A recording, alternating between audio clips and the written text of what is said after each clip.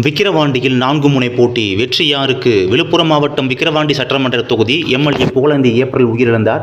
இதனையடுத்து அத்தொகுதி காலியாக இருப்பதால் அங்கு இடைத்தேர்தல் அறிவிக்கப்பட்டுள்ளது. இந்த இடைத்தேர்தலில் திமுக சார்பாக போட்டியிடும் வேட்பாளரை தேர்வு செய்யும் பணி தற்போது தொடங்கியுள்ளது. விக்கிரவாண்டி தொகுதிக்கு ஜூலை 10ஆம் தேதி இடைத்தேர்தல் நடத்தப்படும் என தேர்தல் ஆணையம் அறிவித்துள்ளது. விழுப்புரம் மாவட்ட ஊராட்சி குழு தலைவர், விவசாய தொழிலாளர் அணி செயலாளர் அன்னியூர் சிவா திமுக சார்பில் அறிவிக்கப்பட்டுள்ளது. அதே சமயம் அதனைப் போலவே புகழேந்தியின் மருமகள் பிரசன்னா தேவியும் போட்டியிட விருப்பம் தெரிவித்துள்ளதாக தகவல் வெளியாகியுள்ளன. அதேபோல் அதிமுக சார்பாக கடந்த முறை போட்டியிட்டு தோல்வியடைந்த முத்தமிழ் செல்வனுக்கு வாய்ப்பு வழங்கப்படலாம் என தெரிகிறது.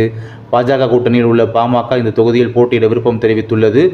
நாம் தமிழர் கட்சி அங்கீகரிக்கப்பட்ட மாநில கட்சியாக மாறியிருப்பதால் இந்த இடைத்தேர்தலில் பலம் வாய்ந்த வேட்பாளரை நிறுத்துவதற்கு ஆயத்தமாகி வருவதாக தெரிகிறது.